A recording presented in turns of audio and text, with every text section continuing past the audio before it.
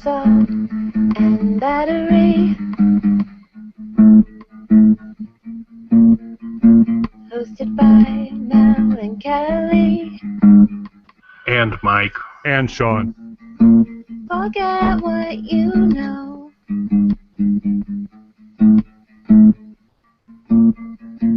Forget what you know.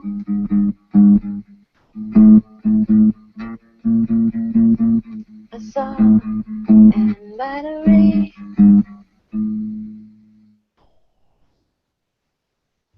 A few more edits to that song, and I'm going to have primary writing credit. It's going to be awesome. Hi, everybody, and welcome back after a bit of a hiatus to Saul and Battery. I'm Kelly Toole at KELLYTHUL on Twitter. And we have a special guest this evening joining Mike and I, Mr. Sean Schick, who's a jerk, but we're glad to have him on anyway. You want to share your Twitter handle, Sean? It is. It has an underscore in it, so I know you hate it already, but it's at Sean, spelled the right way, SEAN _ Schick, or you can just search on the hashtag JerkWars and find me that way. That's always a good way. And over in the corner, as usual, our good friend Mike. How are you today, Mike? I'm fantastic, Kelly. How are you doing? I am doing fine. So, gang, we've been away for a while. It's been a variety of things that have gone on that have kind of knocked our regular schedule off. Especially with that parole violation. Yeah, parole, overly, in my opinion, overly strictly enforced restrainment orders that could have been a little greater flexibility, in my opinion. But how are you supposed to know what exactly 500 yards is? It's hard to estimate that. It really, really is, and you can't really tell when it's a school. With the house arrest, you think you'd have more time to do these types of things? You'd think, but Google Maps, that'd be a great overlay for Google Maps if I could like plug in, the number of yards I need to stay away from stuff. But get on that, Google. Ankle Maps by Kelly Toole. There's the app right there. That'd be awesome. Just before we get started today, just wanted to clarify for folks. Mel doesn't hate us. I don't think. Well, let me rephrase it. Mel probably I was going to say us. let's not presuppose what she feels. That would be wrong to say.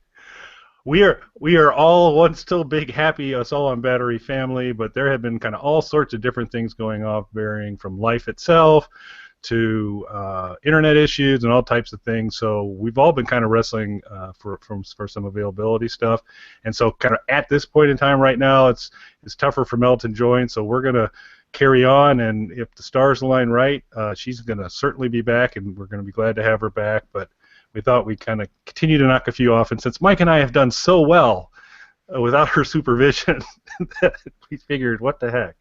So Sean, you kind of got a job tonight, which is to kind of flag for Mike and I when we have begun to stray too far. Pretty much if we start talking too much about sitting in pies, we've strayed too far. It's going to be tough because I've never really been known as somebody who reins people in, but more as the instigator. So this bodes well for the show. This should be good. Alrighty, so what we are going to attempt to do here, see that spiffy new timer? Let's see if I can get maybe the light off of it a little bit. Kelly, speaking of that timer, I have a quick question for you. Yes. Are we allowed to purposefully mess up the person who's doing their 1 minute recap? Actually, we are, but what we're doing is we're starting that next show. So this is the last show where we don't interrupt the person doing it, but the next show it's have at it from there. So good question. Thanks. All right. Well, we're going to and probably the creepiest thing of all, folks, can you imagine having a phone where that is the notification that's up in the corner right there, huh? How would you like to see that staring back at you sometime? Lucky man. Yeah, something like that. Alrighty. Close enough. I can read it. So, gang, I know this will shock you all. I'm not particularly well prepared for this 1 minute recap, but we are committed on a Saul and Battery to do it. So, what the heck? I'm going to give it a shot, and here we go.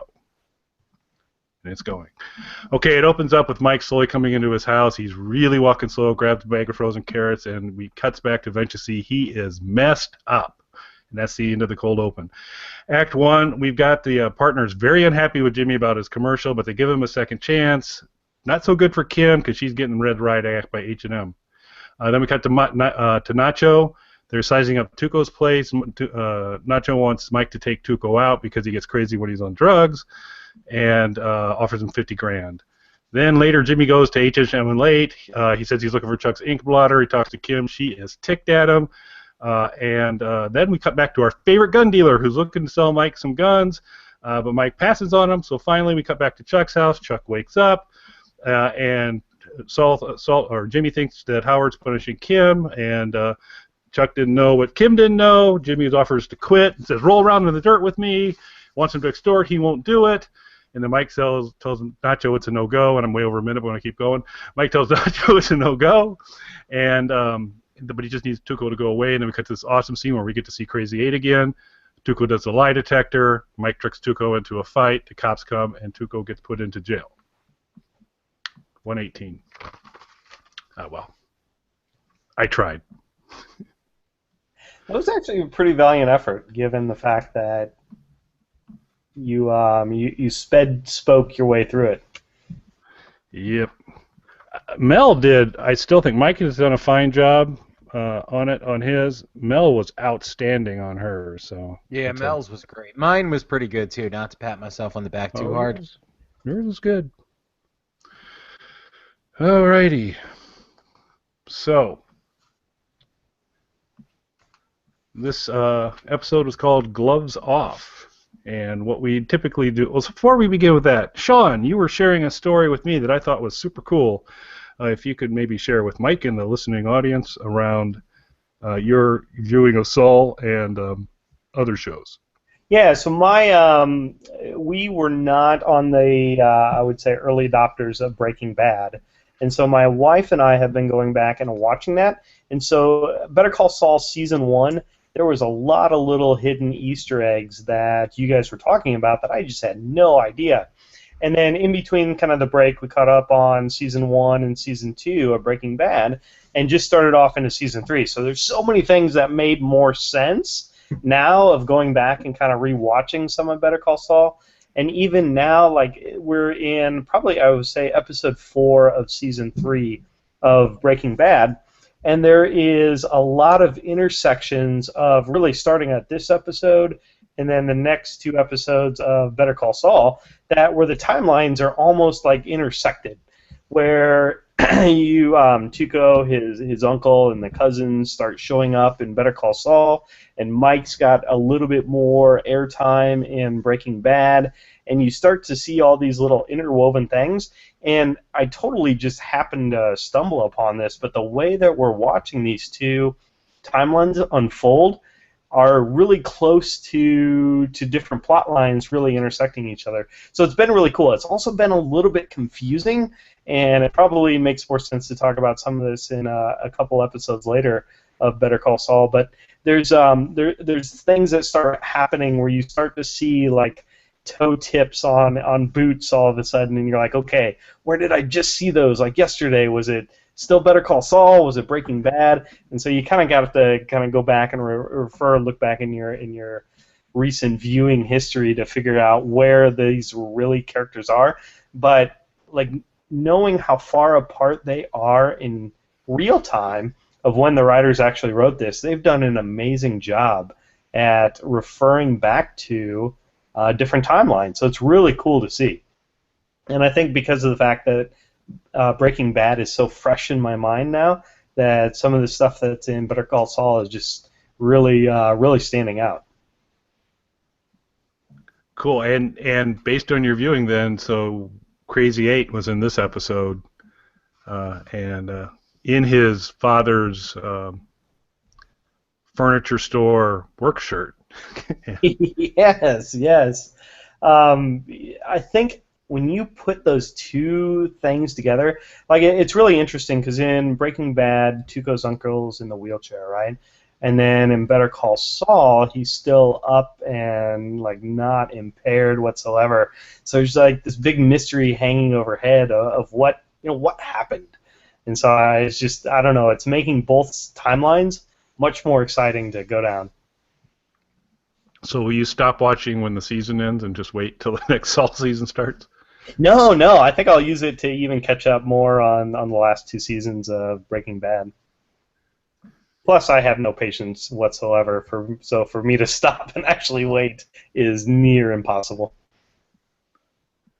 Yeah, so Mike, I don't know about you, but I loved all of Breaking Bad, but we had to go, I believe it was season 2, episode 7, before Saul makes his appearance, and that's a long wait when you're going through the DVD. Say, where's Saul? It's too long. Most definitely. Alrighty. Well, what we tend to do now is kind of ask each other questions about the episode, and then we try and guess what Mike's quote is, and he always tricks us. But we'll go ahead and start off with questions we have for this episode that was so poorly recapped by me. So, Mike, do you have a question for the panel? So, the reveal of Mike's messed up half face, did you guys see that as a, well, I was going to say callback, but since it's a prequel, foreshadowing of what happens to Gus and the way that that's revealed? So I did. I mean, I thought at least there was half. I mean, because if you even look, if you kind of remember how Gus's face looked, that whole bottom part of the one lip was really kind of askew, which was almost exactly the same way Mike's was. So I thought there was at least intended to be some level of reference. Sean? I did not until just now. So thinking back through it, I was like, oh yeah, that was something I totally did not even pick up on. These are the deep and probing insights that you get from a official pagan. So these are And if anybody knows about deep probing, it's Kelly. that would be. Well played. So Sean, this is where you need to kind of come in. I would, but I'm sitting here a little bit in awe of how that all unfolded there and how you left yourself completely open. And so you've got the Civil War going on right now, where you're taking either Cap's side or Iron Man's side. I think we could have a jerk wars here, and are you on Kelly's side or are you on Sean's side? And I think tonight we might have just recruited a Sean side here with that probing thing. I think not. I'm appreciative. I am very appreciative right now. No. I'm gonna say no. Go Team Sean. Yeah, team. I think though. No, it's team. It's Team Kelly. That's the way to go. And outside of although the official hashtag, of course, of the show is still Squat Cobbler, or I guess the hashtag, if you are sending us Squat Cobbler videos, and keep them coming, kids, is one's in the oven. So those are other fun hashtags for y'all to try. All right, Sean, you got a question for us? Yeah. So Mike has some code here of morality. Hey, and maybe for the rest of the show, because there's a Mike on the show and there's a Mike and Saul. Yes. Say cool Mike, and then we'll know you're talking about the one on the show. So Cool Mike. Cool Mike has some moral code that obviously does not involve murder per se, but is it because he didn't want to take Tuco out, or is it he was scared that he would have gotten caught? Not cool, Mike. Your thoughts? I think it was scared that he would have gotten caught. So I'm kind of with that. So I think he does have a moral code, and he's killed. He's killed before this, but it was in retribution, as opposed to just for pay. So I think there's a little bit of the moral thing there. It just says I'm not going to kill somebody just for money. I'm willing to kill somebody, but it can't just be for money. But I think the bigger picture is he wants to be there so much for his daughter-in-law and Kaylee that there's certain risks he's unwilling to take because he's worried he'll get caught. Not so much for him, but for the impact on his extended family. Now, speaking of which, how much money would it take to get you to murder someone, Kelly? Depends on the person, to be honest with you. It's a sliding scale. That would actually be a good question for the group, is to kind of peg our numbers. I really don't want to go out and set the market there, so if one of you's willing to throw out your figure, that'd be great. It'd be a place to start. Never be the first one to open the negotiation, right? Yeah, because I wouldn't want to lowball here. I'd want to stay high. Yeah, it's not really a market I've really researched to understand what the going rate and what my market value is. But I can tell you that with zero experience and zero planning, I would be a for sure fall guy. So if you wanted to murder somebody and definitely get caught, I would be your guy. This is good to know. This is very good to know. Let's write that one down. All right. Personally, I would never murder anybody, Kelly. So Really? that was the correct answer. Yeah. Not your morally reprehensible, I don't want to lowball it. Well, it was a fiscally sound position, morally vacant but fiscally sound. So that's a start. Clearly, I'm the one with the better moral compass here. That's a really, really disturbing thing to think about, right there. So my question would be, the partners did not like Saul or Jimmy's video at all, commercial for the litigation. My question to you guys is, if you were in charge of scripting the commercial to try and secure an elderly class action group to go against the Sandpiper, what would be kind of the general framing or gist of what you do? What would your commercial look like? So, To be honest, that was part where I felt like I was totally on Jimmy's side. Because I mean, it's a cheesy commercial. I'll give him that, but he did it on a shoestring budget. Did it like hitting the market in a way that made a lot of sense from a pure market opportunity perspective. Like, to me, I understand the whole watering down of the brand of the legal firm and all that, but he did exactly what made sense. And it was interesting to see how that was a little bit of another notch along his journey towards no longer being Jimmy-ish. But yeah, it was interesting. But I don't want to get into future episodes type stuff, but we see that commercial again, and I'm really curious to revisit that question later on, if that was still the legal firm running that or just a holdover, like what was going on there. Yeah, we definitely think we get to talk about this commercial more on future shows. So I'm quite interested, given Mike's rich cinematic history. I'm interested in the mind of the director, not cool Mike Belinsky. Well, first off, I'm pretty sure I've completed feature films for less money than what he said his budget was on that commercial. So you're gonna be a cost saver for him. Right. I could have brought that in less than that, and thrown in some nudity. So. Geriatric nudity or. Hey, there's a market for it. I've been on the sites. That's how you tell if what you're into. That's how you can gauge how weird what you're into is. How much material is available online for it. Like, if you can go onto a relatively mainstream site and find plenty of videos for whatever you're into, it's not that weird. If you have to really hunt for it, like if you're multiple pages into a Google search, there's something wrong with you. So, can you define fairly mainstream site to me, just so I understand? I was trying to keep that eBay possible. Yeah, that's definitely what I meant. Yeah. I was trying to keep that pretty clean. I thought I did a pretty good job. There's things wrong. So there's going to be nudity in yours. That's what I'm. That's what I'm picking. That's the only thing that would be different. Like, she would have been in the shower, of those shower seats. And this is where Mel would bring us all back on track. Yes, she would have shut this down in a hurry. Before I could go, geriatric nudity, great band name. So she would have It is killed good. it. I would definitely wear a geriatric nudity T-shirt. That would be the Break a Hip tour. So this could be great. So my commercial, what I would do is,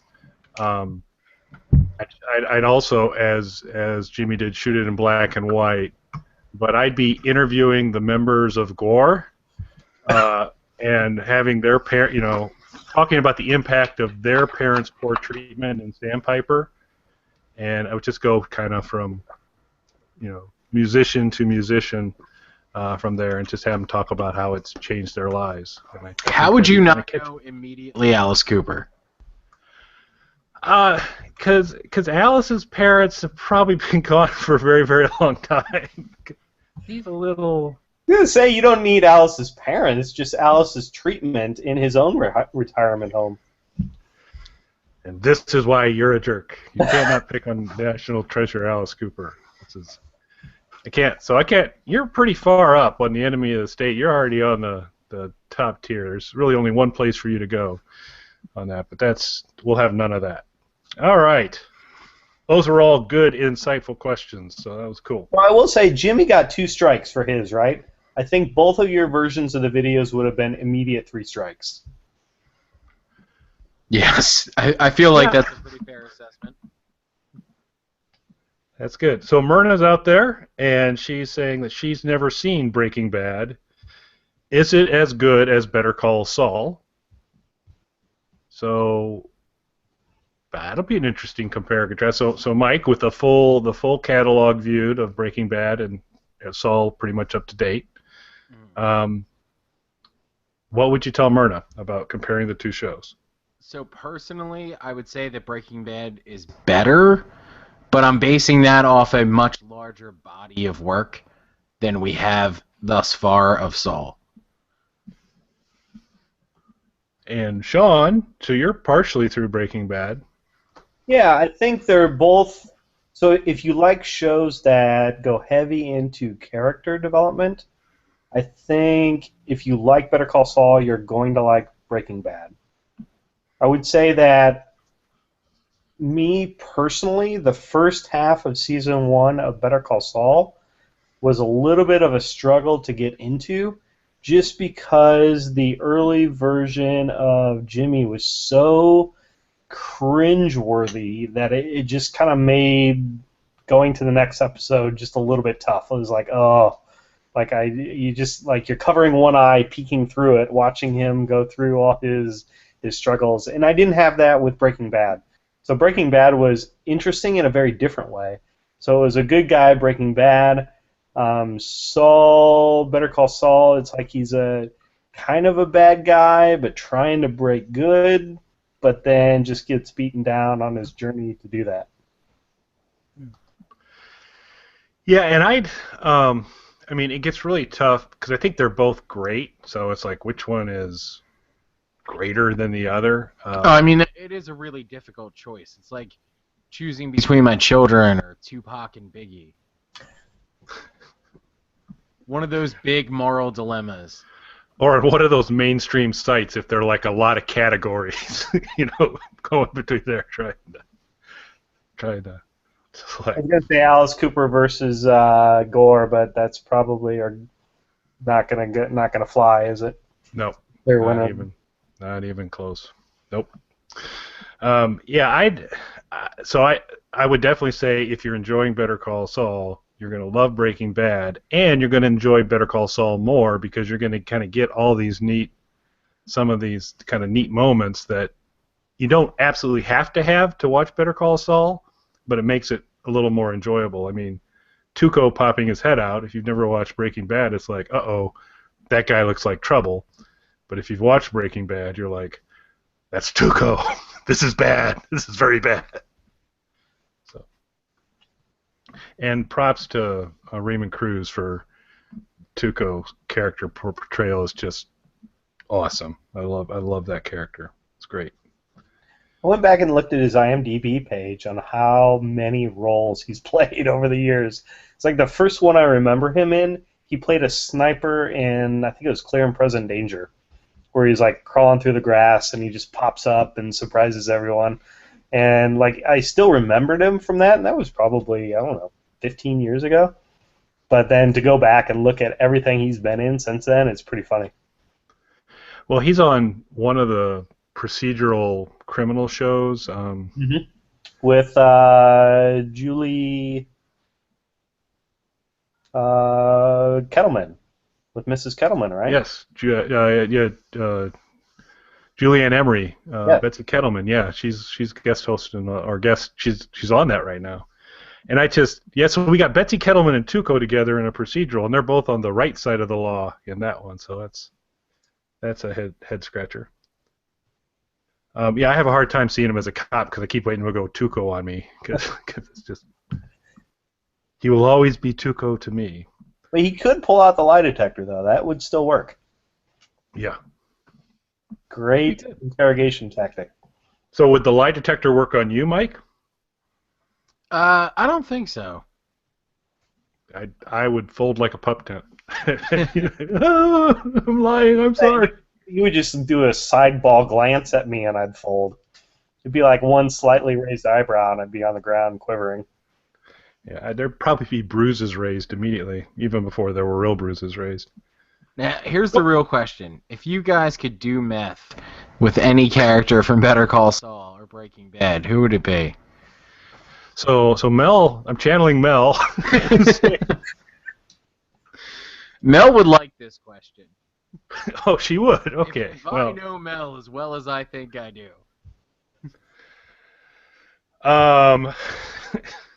So, taking your hypothetical, and you're taking me to Breaking. You are aware this is the Saul and Battery show, so it might have been a better question to ask about any character on Saul and Battery. But since you asked for Breaking Bad, I could.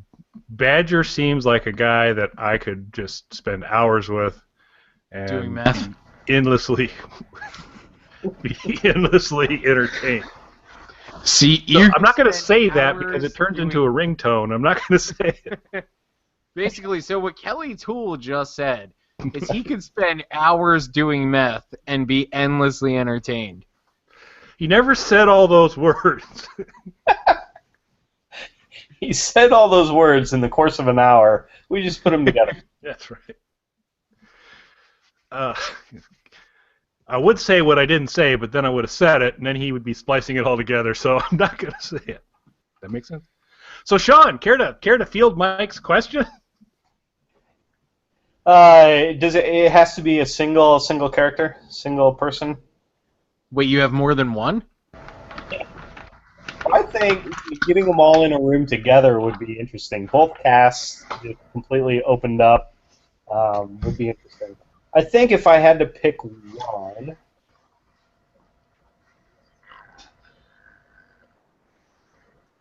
trying to think, it might actually be Julianne Emery. It might be Mrs. Kettleman. That would be my choice as well. So I think there's a whole lot more going on in that head than was getting out in the little schemes that she had. So Kelly could do meth for hours and be endlessly entertained, and you think that meth opens up your mind and lets you get more creative, and so there you have it, kids. Both of these gentlemen think it's okay for you to do meth. So, Mike, I think it's only fair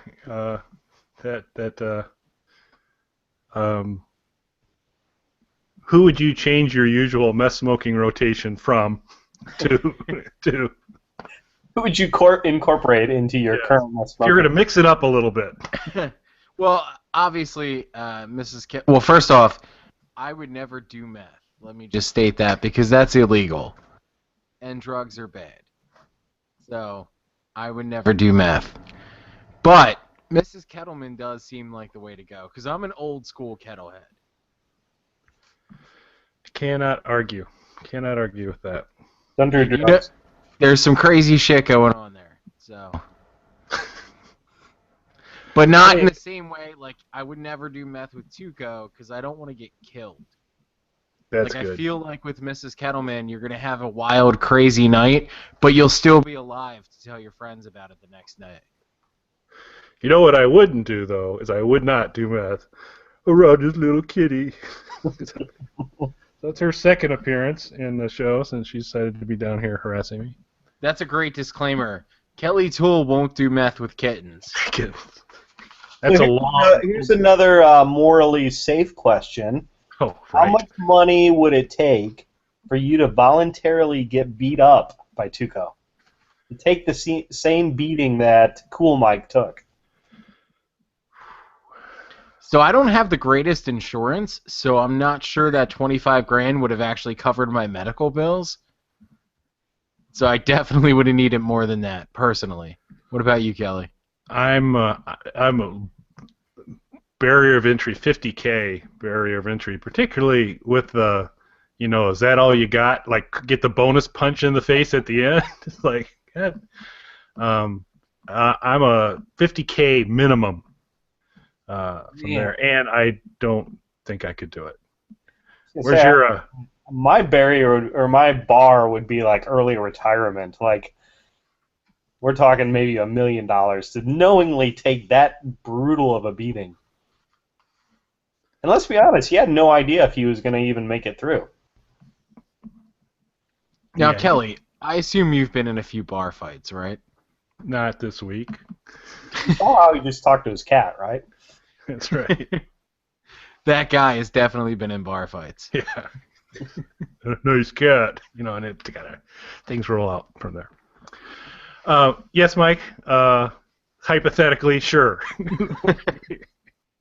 So how long would you have been willing, because like he was hanging on there waiting for the cops, do you think if you were in that position, they hit the right amount of money for you to take that beating, could you have held on long enough for the police to get there and save you?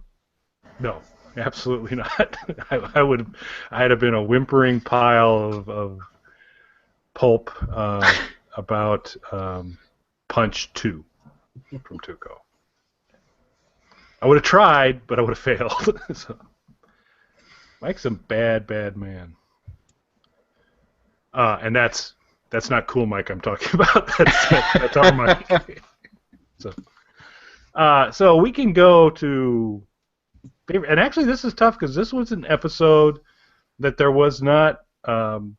Sean, just I know you watch the show a lot and appreciate that our show here. And Mel and I had recently kind of moved to the mode of not only having a favorite quote, but kind of having to guess what we think Mike's favorite quote would be. This was an episode that there wasn't a quote that jumped out to me as a Mike quote, not Cool Mike quote. So I just have my favorite quote, and I'll kind of, we'll see here because one of you guys might have it. So, Sean, do you, you were a late edition, but do you have a favorite quote from the episode? I'd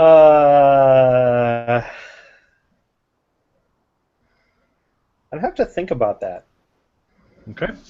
I think there were some lines that he was quoting to the dude. I'm not remember his name. The dude that bought the Humvee. Oh, Nacho. Yes, Nacho. There were some lines that he quoted to him, but I'd have to go back and actually look at them to remember what those were. It's like, that's the bell you don't unring. Yes. That was a strong candidate for me. There were some good lines there. So, you want to take that's a bell that you don't unring for now? I'll take it. All right. Not Cool Mike. So, That's a Bell You Don't Unring was really good. And that was my top contender. But if I'm being completely honest, and this one's going to be way more on the nose since my last ones weren't quotes I guess you expected from me. When Jimmy goes to visit Kim and she repeats something that he said. Do you recall? Oh, yes. Yeah. Okay. I didn't want to say it. But Yeah. Oh, great. You're going to call Howard a... Right. A something something. What was it, Kelly? What was it again? It was a something something. Can you refresh my memory on what that is? Rhymes with Rig Tucker. So I didn't want to repeat that, but you know you can't go wrong with a lovely young lady saying Rig Tucker. That's right, which is a great brand name too, right there. Okay. I'm gonna go with our good friend Cool Mike, and when he was with our awesome, the awesome gun dealer. I'm trying to think. So Sean, if you're in season 3. I don't think you've seen this guy yet. The gun salesman. No. No. So because Walt we'll see him a couple times. Walt crosses paths with him a few times in Breaking Bad, but I think that's more. It's coming up. But Jim Beaver plays him, and so Mike and these are two pros talking about. And Mike's like, "Oh, you got to file the serial numbers off. That's easy to check." And then he describes some esoteric way he does it. But man knows his guns and how to keep them private. But as Mike looks at the first gun, which is some pretty serious firepower, he describes it as that looks like a hernia with a scope on it, which I thought was a pretty good quote. All right. So that's how you do a Saul and Battery. Sean, thank you very much for joining us tonight. It was really cool to have you on, even though you're kind of a jerk. Thanks, Kelly. I can hop online and throw some shade your direction. I'll certainly do so. Excellent. I will visit with Not Cool Mike, and we'll kind of figure out the rest of our plans here to see, since we're a little bit behind on how we might go about catching up on the rest of the shows. One of the things I've toyed with is maybe the next show is just a series of 1-minute summaries of all the shows we've missed to get us up to speed. Well, one thing I think in the meantime, a super summary. Plan that out is everybody should hashtag Rig Tucker Kelly. That's almost right. Rig Tucker would be enough for that. So we'll work on the schedule. We're going to try and get back eventually to where we're following the show to talk about the show, but we got some catching up to do. But we're glad to be back talking about a really cool show. So this is Kelly saying thanks. This is where you guys say goodbye to. It's so hard to say goodbye.